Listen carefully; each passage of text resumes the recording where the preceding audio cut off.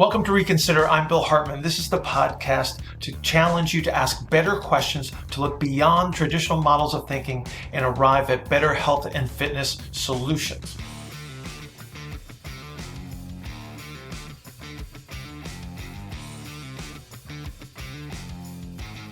But that takes more time for me to do. So anyways, today we're going to talk about, not really sure what to call this, but we're talking about I think people have this want to change things up frequently. They want variety. They crave novelty. They want what the next big thing is. They don't give anything a chance, and they just want to go on to the next thing. So they just right. They're serial workout programmers. So they jump from one thing to the next. And those are also the people why. And they wonder why they don't make progress. Yeah, those are also the people that complain about I try all this stuff and nothing seems to work. And we're here to tell you that maybe there's a reason for that. Yes. And then I'll let Bill start. I'll pass you the torch first on this one, Bill. I always make the joke. It's if you were to write a really useful fitness book, it would be one page. You could literally put it all on one page. The stuff that's going to be the most successful for you is all right, do a couple of these exercises, eat these foods, and then make sure you get enough rest, and then just repeat it ad infinitum. Right? It's just just repeat that. Because people are, but the problem is people do crave novelty, and then the people that are selling stuff need to get attention, and so there always has to be something new, right? There has to be all of this novelty to attract people. And what you find is as you dip into the experience, the people that are most successful at just about anything tend to do the same things over and over and over and over and over again, right? Yeah. So if you're on a diet, if you find 5 meals that you like, and you did those 5 meals and you did them for 3 months, you'd probably lose a whole bunch of weight. Because people really don't crave, they don't demonstrate that much variety. Think about your daily routine. So kind of the same. You think about the foods that you do eat, when you're eating unrestricted, you kind of tend towards the same meals anyway, right? You tend to do the same activities. You tend to follow this similar schedule from week to week to week. It's people really don't spend a lot of time doing a lot of, different things. And this is no different when we're talking about your fitness program. It's you got to find something that you can execute on a regular basis. That's step one. There are certain things that would depending on your goals, there are certain things that you would have to do under those circumstances. If I want big muscles, I gotta lift weights, right? If you want endurance, you have to spend a long time doing stuff, right? If you want to lose weight, you've got to be in a caloric deficit for a while, right? You got to do it long enough. But the selling point, especially for dieting, I think it's probably expressed everybody thinks that because you're restricting calories or something, it's they try to sell you oh, here's a teeny tiny piece of chocolate cake that you get to have, and everybody goes, oh, well, I want the chocolate cake. It's no, you don't want that little piece of chocolate cake. You want the whole chocolate cake is what you want. It's that little piece isn't going to do much for you, right? So the reality is you got to just find the stuff that you can execute, and then just keep doing it long enough, right? There's a as we were talking before we started recording, we said there's a dose and a response. And it's most people change too quickly before they get the right dose of something to actually see the progress. That's the biggest problem. Well, yeah, if we're going to talk about it from a medical science perspective, empiricism, scientific research, it's when you have something you're studying or trying to change, you don't change the interventions too frequently. Otherwise, you can't actually come to a proper conclusion. Right. It would be impossible to. If I was to run a study that needs to be controlled, that word control, I can't change all of the variables throughout the study. If the study is 3 months, I can't change the variables every 2 days because someone's bored, right? That's going to detract completely from what my results are going to be. And then you have no control over what happened, and you can't really determine what could have been even changed or what might have even occurred. Right. Right. Right. Yeah. So my buddy Ben Bruno, I don't know if it's his quote, but I think he said it was like training is doing the same 10 exercises until you die.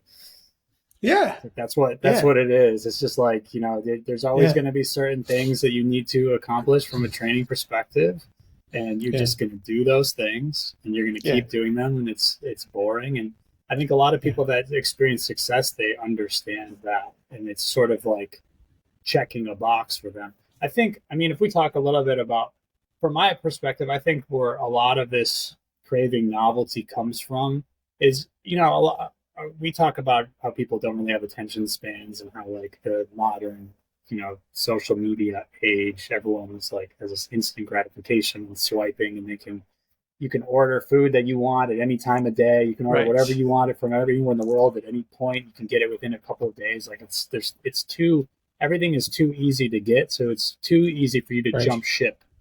It's like Right. way back, and when if you were trying to get good at like karate, 50 years ago, there might be like one karate studio in all of your town.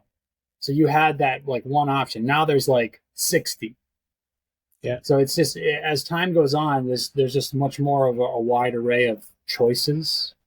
Right. And that sort of like illusion of choice that leads people to believe that like they can just jump ship too often. There's a better way. Yeah, Right. and then they When the always reality is, it's like you just got to stick with it long enough. right, and they're Right. being marketing and sales is always bombarding people, especially nowadays, with like that idea of maybe you are doing the wrong thing and you need to do this, you were doing this, and you Right. need to do that. And I also think that like a negative influence might have been that in fat loss training, your muscle confusion workouts, and people thinking that like, okay, well, that may be true that if you do something you're bad at, like they did a study on, I think it was dancing, like people who are trying to take up dance classes and people who are swimming that weren't good at swimming, and like how much in terms of a caloric burn you get from doing something you're bad at or something new. But that doesn't make it good from like a long-term training perspective. So I think people conflate those things, and that might be where some of this comes from as well. Yeah.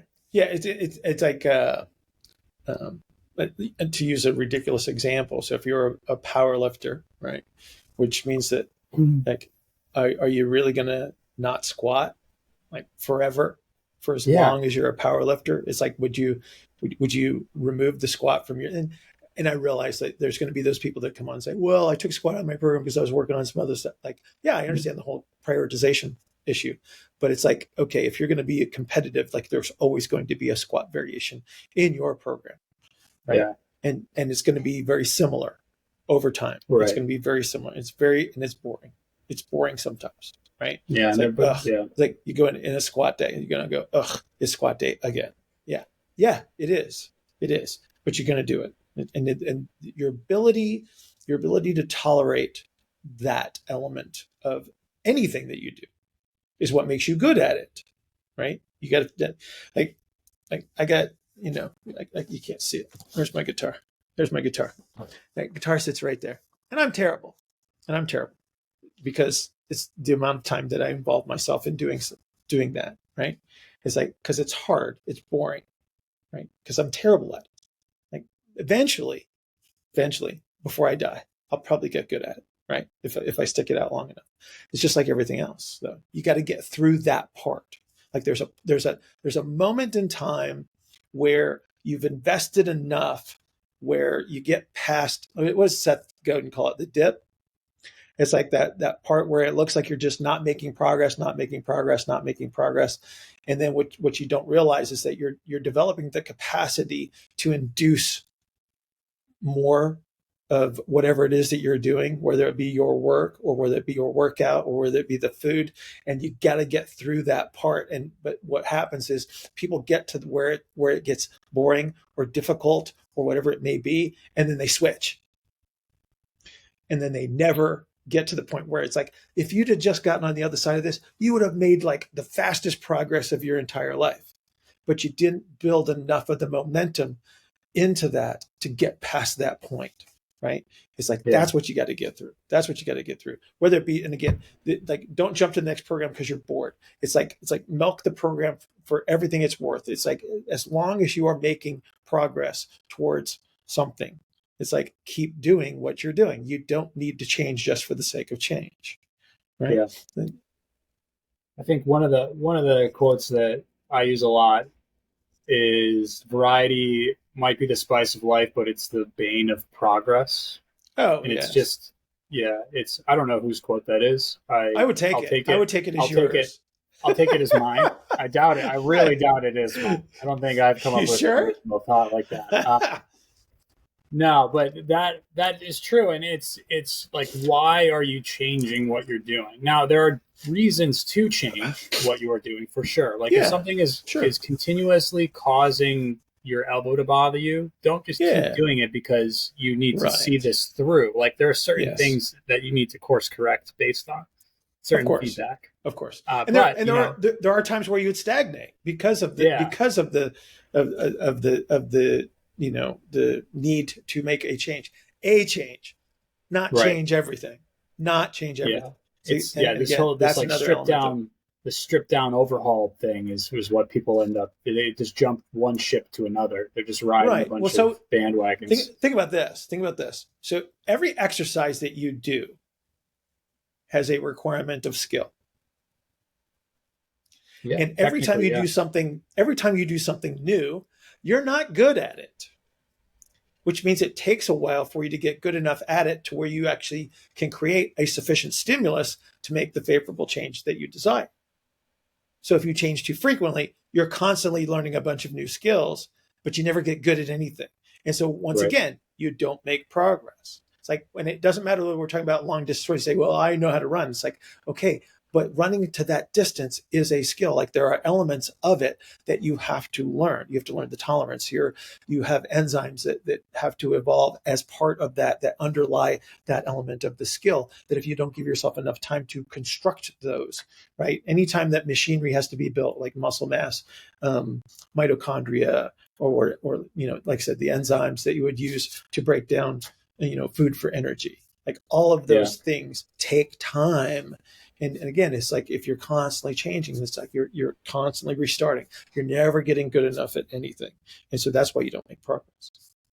Right. So there's that, you're trying to live, also trying to, like, stealing from medicine again. You're trying to live in that world where you find the minimal effective dose for something, and then you do it to a point where you find the maximal tolerable dose as well. And you live within that sort of bandwidth. Right. But what happens is people don't even get to the point of minimal effective dose before they jump ship.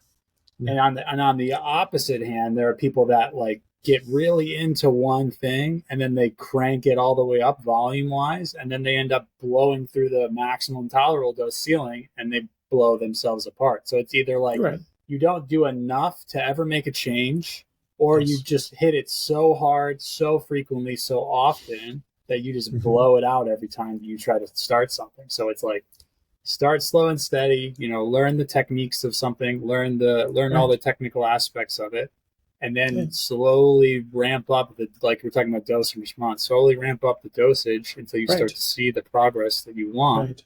And then, that's, you'll have folks that will come on to some, video or podcast or whatever, and they will say, well, such and such doesn't really work. And it's like, okay, maybe yes, maybe no. But the question mark then becomes, it's like, okay, did you do enough of it to actually impact what you were trying to influence? So let me pick on foam rolling for a second. Okay. So there will be the people that say, oh, there's a favorable response to foam rolling or self-applied manual techniques. And then there'll be the group of people that say that, well, okay, either it doesn't work. So you got the two camps, right? When the reality is, it's like, if you actually use it effectively, if you do enough of it, you will get a favorable change. And then they say, well, how much do I need to do? It's like, well, as much as you need to continue to make the favorable change. So this is, let me give you the prescription. So I will give somebody, let's just say we're talking about like the bottom of a foot. We're going to use like a stick, a tiger tail, lacrosse ball, whatever it is, using the bottom of your foot, right? Okay. It's like, how much do you need to do to get the desired change? As long as you have a key performance indicator that you are utilizing. So this is going to be a movement related behavior. So the ability to capture like a middle propulsive foot or proximal measures, like you would see a change in hip internal rotation. Some people will be able to use a toe touch under that circumstance. Right. So as long as you're continuing to make progress, literally within session. So let's say you do something to the bottom of your foot for a minute and you get the favorable change in KPI. Do some more. Does it get even better? Do some more. Does it get even better? Do some more. Does it get even better? Do some more. It's not different. There you go. That's how much you should do. Like that's how you figure it out. You literally have to run the experiment to determine how much of something that you need to do. It's like going into the gym. It's like, how many sets of squats do you do? Well, what is the desired outcome?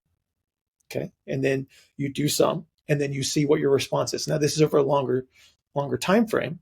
Obviously, you're going to do this over a period of workouts, period of weeks, period of months. But that's how you start to determine what your volume tolerance is, and then the minimum effective dose. You have to keep track of these things. That's how you do it. It's not like, oh, 3 sets is better, 4 sets is better. It's like literally you run your own experiment. You have to find out what your tolerance is, because it will vary with time. And then again, the time where you make the great, everybody has this story. They go, oh man, it's like I trained. And then there was this period where I made the best progress ever. Right. There was like, I can tell you that long time ago before you were born, I had 9 months where I literally made the greatest progress in like, it took me about 7 years to get to my biggest and heaviest when I was training really hard. But there was a period of 9 months, somewhere about 4 or 5 years in, right, where it was amazing. It was literally felt like a superhero, felt like I was bulletproof, could do no wrong. Every time you go into the gym, it was getting better, getting better. But it took the acquisition of the capacities that I developed over those years prior to actually experience that great period of progress. Had I changed too much, or have I done something else? Right? I may have never gotten to that point. And most people, like I said, if they really want to have that experience, you got to stick with. There's a certain amount of work that you're going to have to do. It's going to have to be very, very similar or the same over a long stretch of time. Yeah, and that's it's a lot of things to get into there. But there's thinking about the age. Most of the time, when people are thinking about the glory days of training and when they have the biggest progress, it's usually like between 15 and 25, when their hormones were at the peak level to allow for them to do basically anything and just get better. But yeah, so we're talking about variety. I think you mentioned something that is going to be it's going to be a kind of a point that trips up a lot of people, is that I don't think a lot of people know necessarily what KPIs to be looking at. So maybe we can talk about some, in terms of, maybe we'll talk about in terms of like movement KPIs, and then like aerobic KPIs, and then maybe like strength and weight training KPIs, because those are 3 different sort of phases of a training session or plan for somebody. Okay. So it's going to depend on obviously what your intentions are. Yeah. So let's talk about what if someone's trying to improve. So this is not me saying this. This is a normal person who has some interest in fitness. They want to improve their mobility. Okay. Yeah, or they want to improve flexibility or mobility, or how they move around. They want to move restricted. Better. Yes, they want to move better. What can we have people? How can we take a lot of the subjectivity out of it? Although these will be highly subjective tests if they're being done on yourself. You are administering them on yourself. What can we have someone? What can we suggest to someone that's looking for that? As part of regular assessment, we would use complex movements as comparators, and I think there's an array of them that you could select out. Some of the most common ones, and you think about like some of the most foundational of traditional tests, right? So back in school, was it the sit and reach, right? The old sit and reach. the old sit and reach test. They had the little box that you put your feet in and you reach and I you had to... always got first place. Are you serious? Yeah, I was incredibly flexible growing up. Really? That's amazing because you're so long. Yeah. Well, I wasn't. But anyway, I didn't grow a lot till after high school. Yeah, and that kind of a test is based on, averages and things like that. But no, it's like bending forward to touch your toes is a classic, right? Those are always useful. The ability to squat effectively, the ability to like a split squat, things like that. Just some large gross movement that involves a lot of joints is typically going to be the easiest comparator. But within that scope, it's like you might notice something as you're getting dressed in the morning. It's like, when I try to put my pants on, I have to sit down. Something as simple as that. Like, can I stand up, put my pant legs on one at a time, without having to sit down? Like, that could be a useful measure, right? Yes. Can I easily squat down in the garage, pick up a box, carry it where I need to carry it, kind of a thing. It's like these little things that you notice, and those can become, useful key performance indicators for people. Like, it doesn't have to be like a standardized test. Yeah. But sure, again, you can certainly use it as a comparator, right? Yeah, I think the whole the act of putting your clothes on and having clothes over a long period of time can actually be very telling of a lot of these key performance indicators. Absolutely. Because the ease at which you can balance on one leg to put your foot through the other pant leg, if the pants fit still or not. I was just going to say, what a perfect KPI. Yeah. It's like when you have trouble buttoning your pants, it's not time to buy a new pair of pants. Not time to get new pants. It's a time to pay attention to what you're eating. Right. That's like an indication of like what your dietary lifestyle changes might need to be. And it's like the ease at which you can put the clothes on. So it's the balance component that I mentioned. Yes. If you're bending down to the bottom drawer to get your pants and you have to go like, you find yourself like grunting and compressing to have to do these things. Like that's going to be indicative too. Like, here you go. Yeah. Here you go. If your wife has to help you put your coat on because you can't get the other arm in the sleeve because the reach behind is now too difficult. Yeah. If you can't, if you gotta drop your pants down around your hips to tuck your shirt in because you can't reach up high enough anymore behind your back, hey, it's probably time to address that. If you can't put your arms through your sleeves and put your arms up to like pull your shirt on, you have to like keep the arms down and then put your head in. Like that's So those are useful, right? Right. But they're probably more of a recognition. They're probably more of a recognition. It's like, okay, it's probably time to address something. Yeah. Yeah, but it can still give you some sort of benchmark, and it's like the ease of you getting in and out of a car, the ease of you putting your clothes on, how your clothes fit, like what reaching into the back seat of your car, like those things will be indicative of your movement. Getting up off the ground. Yes. Getting up off the ground. Yeah. Just an all sort of, if you want to know like fitness, just generally speaking, like, can you get up and down off the ground?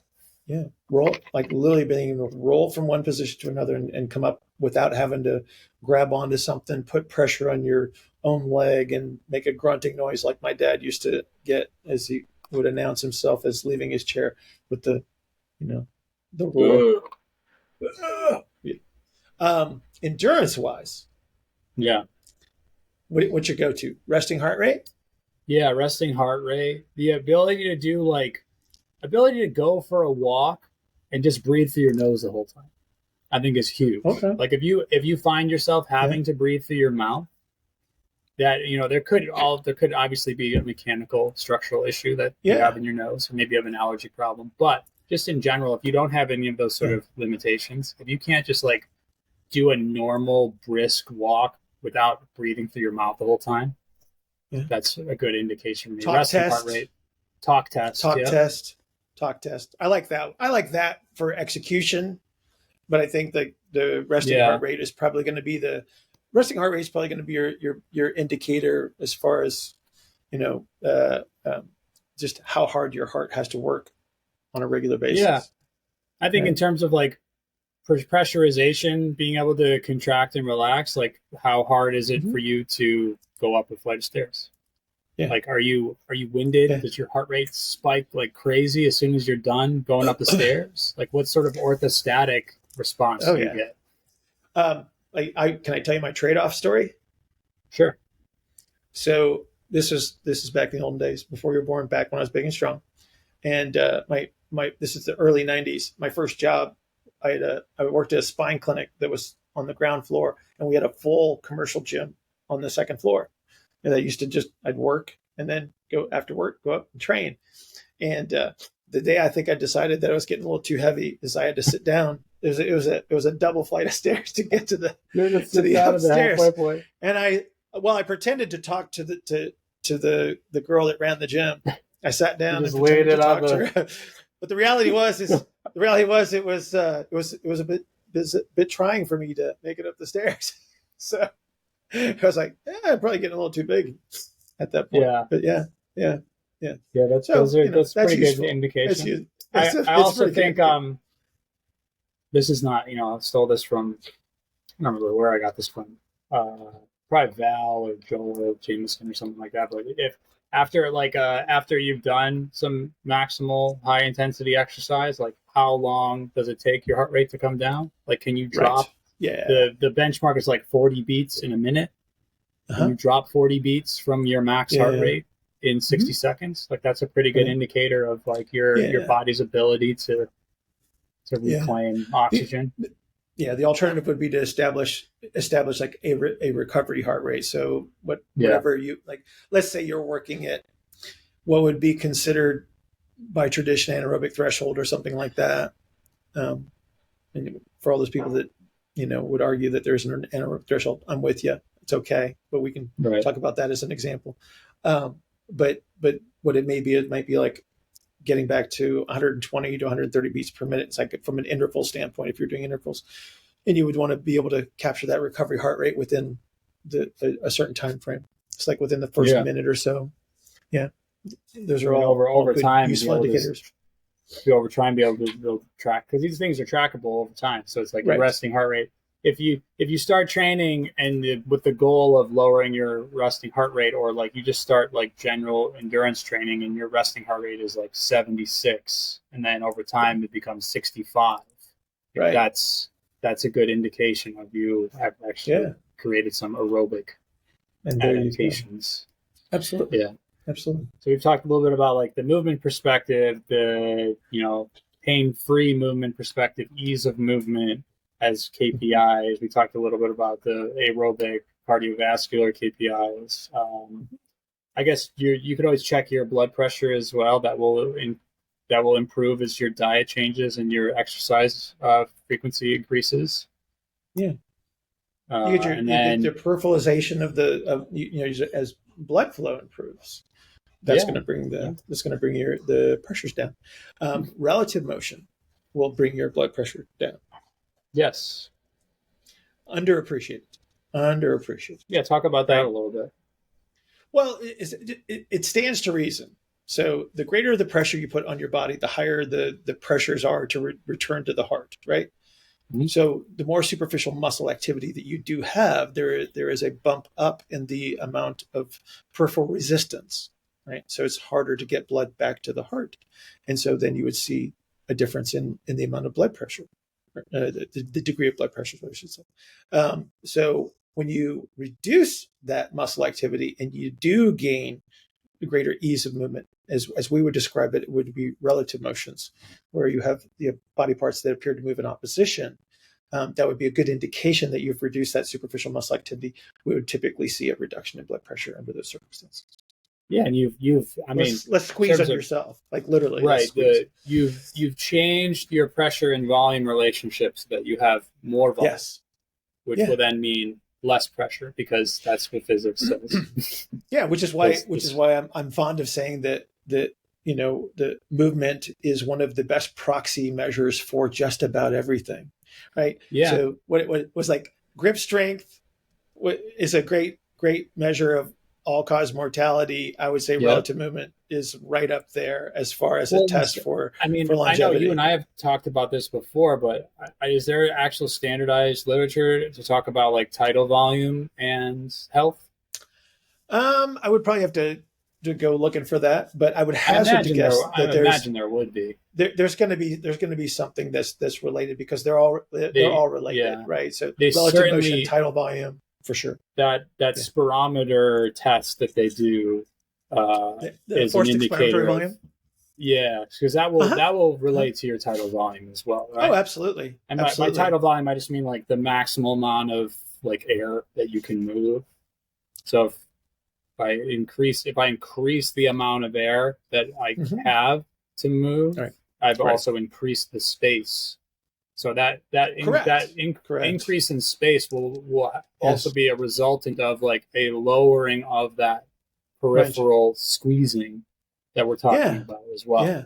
So again, generally speaking, is like the better and more comfortably you can move, chances are blood pressure probably falls into a good range. Resting heart rate's probably in a good range, right? From a general health perspective, right? So it behooves you to follow through on that. We sort of went like kind of where we started, where we're finishing today. It's kind of interesting. Well, I think because it's the conversation about variety and dose responses. That's sort of it. Like you can talk about that for 10 minutes.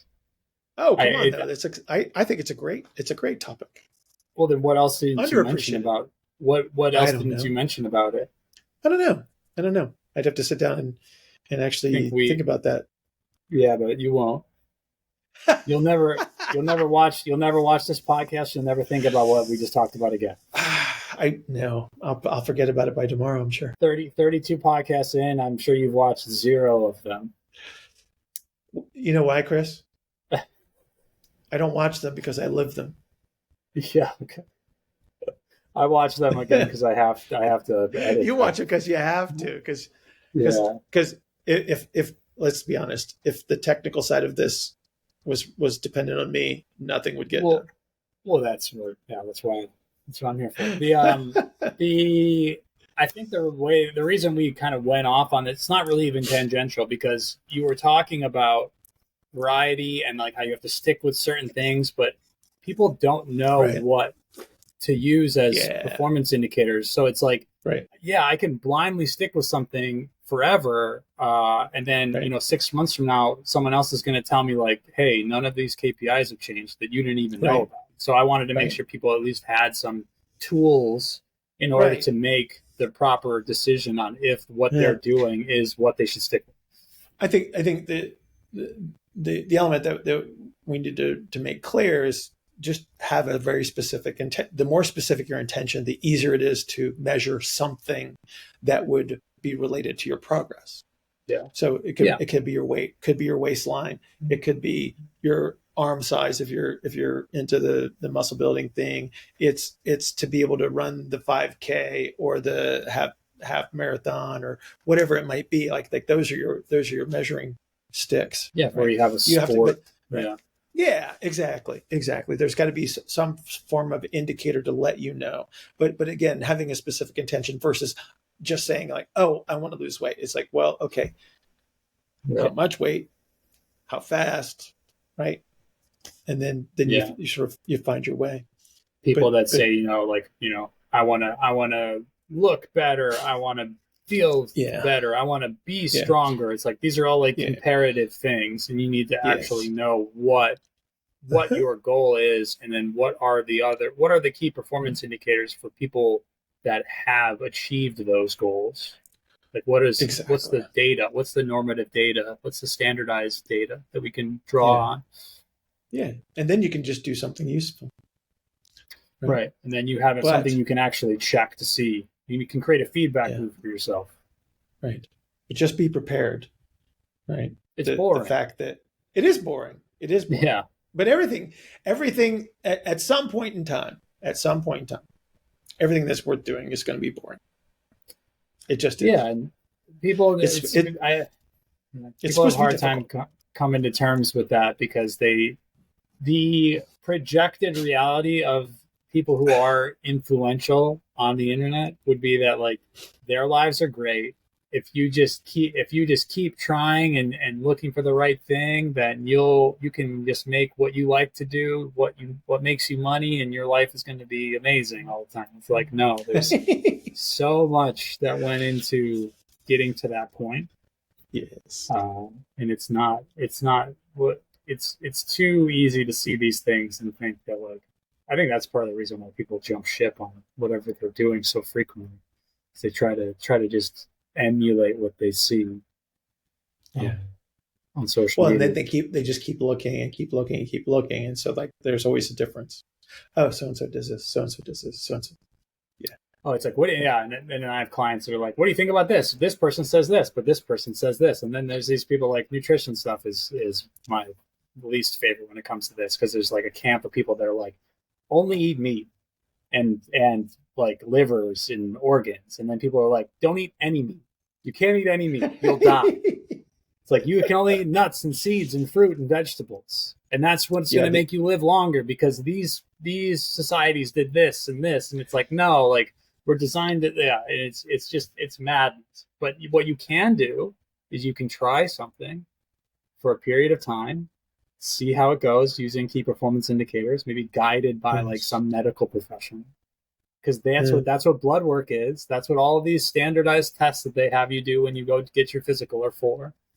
Because it's based on something. The oldest living person, I believe, in the world right now is 118. Yeah. And that's the longevity expert. Like, yeah, whatever she's done, that's what works, right? And then it probably starts with picking the right parents. Right? Yeah, genetically. It's like let's not forget that part. Right? Having the right relationships, living in the right place. Yeah, like all these things have worked out. Being low stress. I have a lot of trouble. I have a lot of trouble with 30-year-old longevity experts. Yeah, I mean, I have a lot of trouble with 60-year-old fitness experts who've had 3 heart attacks. Like. Yeah, it's can't beat your genetics, right? I mean, I think a lot of, so I don't want to get too into this, but I think a lot of these like fitness experts who just were all about high intensity for so long and had 3% body fat, that took as much a toll on their bodies as being obese and inactive. Yeah. Well, like the more muscle mass that you carry, the harder your whole body has to work. Right. It's like the larger you are, also. They have an aesthetic that is appealing, right? But again, from a long-term perspective, it's like it's not necessarily true. Like they look good and feel good now. Right? BMI is a real thing, and that it's not just, you don't just ignore it because you're jacked. It's like it's harder for your body to have that much. It is carry that much around. Yeah, you might look. Smaller dogs live longer. Yeah, small dogs live longer. Yep. Yeah. That's why you're not a bodybuilder anymore, right? Not anymore. No. Yeah, that's why it was. It wasn't like if your hips hadn't failed you, do you think you'd still be doing it? Oh, hell yes. Yeah, we wouldn't even be talking at all right now. Yeah, exactly. You'd be judging Mr. Olympia competitions. I would be. I would be all over that. I'd be all over that. We didn't really talk about like weight room and strength. Strength is such a strange topic because it's a comparative, right? And it's strong. And it's more about like what's strong enough for what. It's really context dependent. It's really comparative. Like, are you stronger than you were 3 weeks before? And you use like certain exercises. It's like what can you even give someone as a KPI? I mean, my best bet is just like, other than getting up off the ground, being able to do like some type of get up, maybe like push-ups, inverted rows, be able to manage your body weight in space.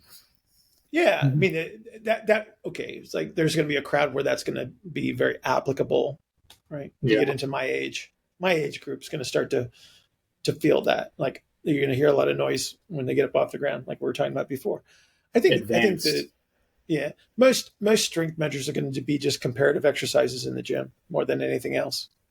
because it's easy. Let's face it, it's easy. That's why, if you are a strength and conditioning coach, it's like that is one of the parameters of your job, is that those numbers are going to increase, right?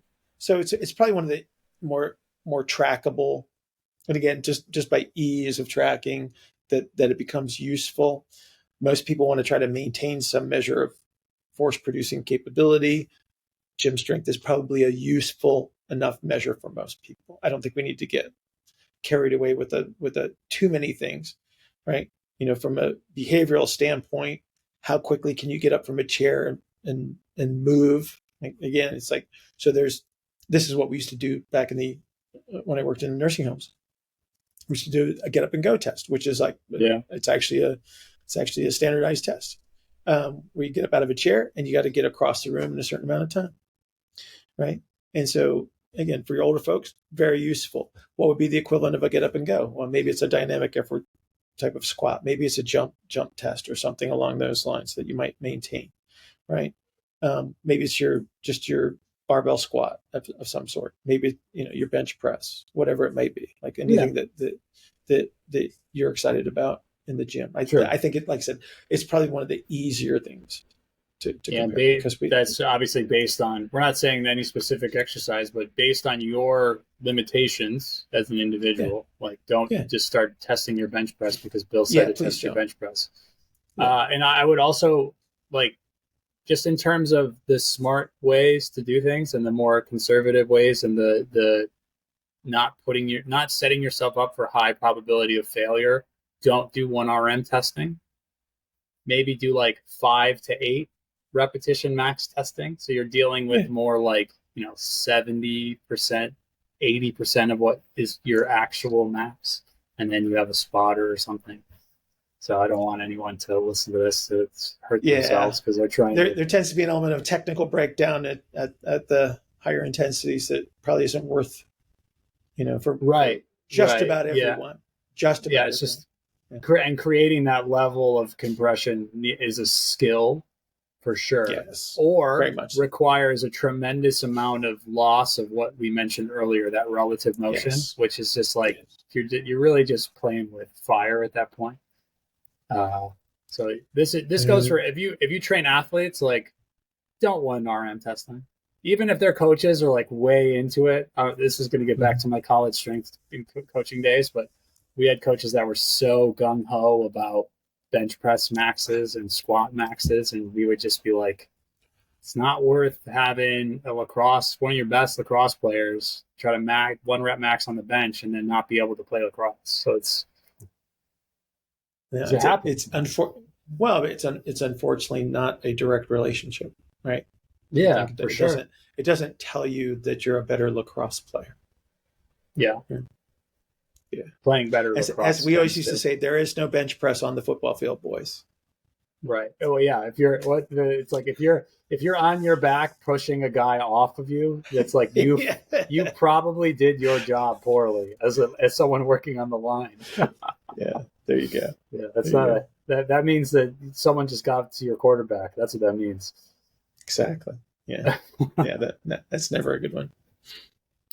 All right. I think we talked about like why variety for the sake of variety is going to get in the way of your progress. And then we talked about when you are sticking with a plan, how you can even tell if that's the right way to go. Because it's just like, okay, I'm going to blindly just stick with this thing forever and then hope for the best. But make sure you have things to check against. Yes. And whenever new information comes in and you want to try something, try to like pull principles out of what is being sold to you, and maybe try to apply that to like the world that you already have created, instead of just completely, it's like if you don't believe if you don't believe in something, you'll fall for anything. That's kind of exactly what we're talking about. Yeah. Lots of great quotes and aphorisms in this one. Should we take credit for all of them? No, that one I definitely can't take credit for. That's like an old adage. Yeah, we should probably look those up to see who actually said it. You mean, and by we, you mean me? Yes. The editorial where Bill runs the newspaper and all the editors do the work. That's right. I just point. Yeah. I just point. You're J. Jonah Jameson. There you go. There you go. Parker, get me pictures of Spider-Man. Okay, yeah. All right, we're done, everybody. Bill and I are going to talk about comic books now, probably, and how Bill loved the Madam Web movie. Oh God, is it out? It got some of the worst reviews I've ever seen. Some of them were like really funny. I can't remember the quotes, but is it out? Like it's in the theaters? Yeah, it's been out. It's performed as poorly as anyone would have expected. It's really like it's a girl movie, right? Yeah. It's all girls. If you start talking about the girl stuff, I'm not going to put this on the podcast at all. Why? It's all the female like characters. So Spider Women. Yeah, a bunch of the Spider Women. Okay, 3 different versions of Spider Woman, I believe. Oh and my, then, that's probably a bit much. It's originally could have been.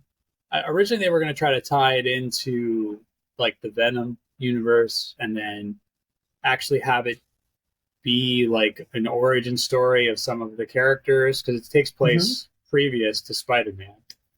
Okay. And then they would have been part of but there were a bunch of rewrites, and then I guess it ended up becoming like a thriller almost. It was like, you ever see those Final Destination movies? I might have seen the first one. Yeah, it's like this. Is this where like they all like avoided death on a plane, and then one by one they would all death is trying to come after them basically. So I gotcha. All these crazy like things keep happening. These like Rube Goldberg type of scenarios. Yes. It ended. I guess the Madam Web movie ended up being like that. Oh, and it was just, I don't know. It seemed, I guess I don't know any of this. This is all like secondhand account from me reading it, but it seems that like the main actors weren't very thrilled with all the changes, and you can tell in their performances. Oh, nice! That's which I love. I may watch it just to see how bad. Yeah. Well, I mean, so it would be. So is it Marvel? So it would be on Disney. Sony. Is it going to be on Disney then? Probably not. It should be on there quickly then, I would think, right? It probably won't be on Disney. I would guess it'll end up being on like Stars or something like that. It's not a Disney Marvel property. It's one of the Sony Fox properties. Oh, Venom and all of those are Sony and Fox. It's still Marvel characters. It's just that they own certain aspects. I always get confused with that whole thing. Yeah, so it's like Disney ended up pulling Spider-Man back to them, but Sony still owns like the rest of it's Spider-Man. It's very weird. It's like a licensing agreement that they have. Okay. Eventually someone will just buy somebody else, and we'll all just be, and then they'll blow the universe apart again so they can start over. That's what they've already sort of done, and what they will do. It seems like Deadpool might just be a really hard reset for Marvel. I'm hoping.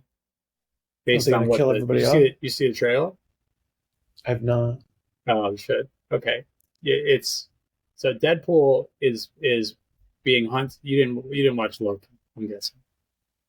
I did not see Loki. It's like I gotta explain all this stuff to you, bud. So the multiverse is managed by this group called the what's it? The Time TVA, something? The Time Variance Authority. Okay. And that's Owen Wilson. Yeah, he's Morbius. Mobius. He's one of like the agents, and they go after Loki because Loki has all these different variants who are throughout the multiverse who are like causing problems. And whenever there's these too many variants causing problems in the timeline, they pull them out and they take them to the TVA, which is like jail, basically. Gotcha. And they erase some of them to like they banish them to like what the Superman would be like the Phantom Zone. Okay. So they're like banished to the Phantom Zone. So the new Deadpool movie it loops in. The TVA like comes to his door right in the beginning of the movie, and they like hire him to help hunt down variants of, we don't know yet, but probably Wolverine, or it could be Magneto, or it could be some other like villain that has variants. Wolverine's in the movie, right? Yeah, so there are multiple versions of Wolverine in the movie, I believe. There are multiple versions of Deadpool in the movie. We're going to see like a bunch of different things happening in this sort of Phantom Zone area, I believe. And I think it's Marvel's attempt to kind of blow everything apart, maybe bring in the X-Men, bring in the Fantastic Four, sort of explain away how all of these separate things that exist in the Marvel Universe haven't existed in the MCU yet. Maybe bring Tony Stark back. Who knows? Because I think they're going to do. I think they're going to do Secret Wars. And that'll be your Doctor Doom Fantastic Four tie-in, and then you can have all these multiversal versions of characters. You could bring back. You could bring back Eric Bana as the Hulk. You could bring back Edward Norton as the Hulk. You could. That wouldn't be good. You could have Lou Ferrigno in there. Is Lou Ferrigno alive still? Yes. Okay. Yes. That would be incredible. Literally.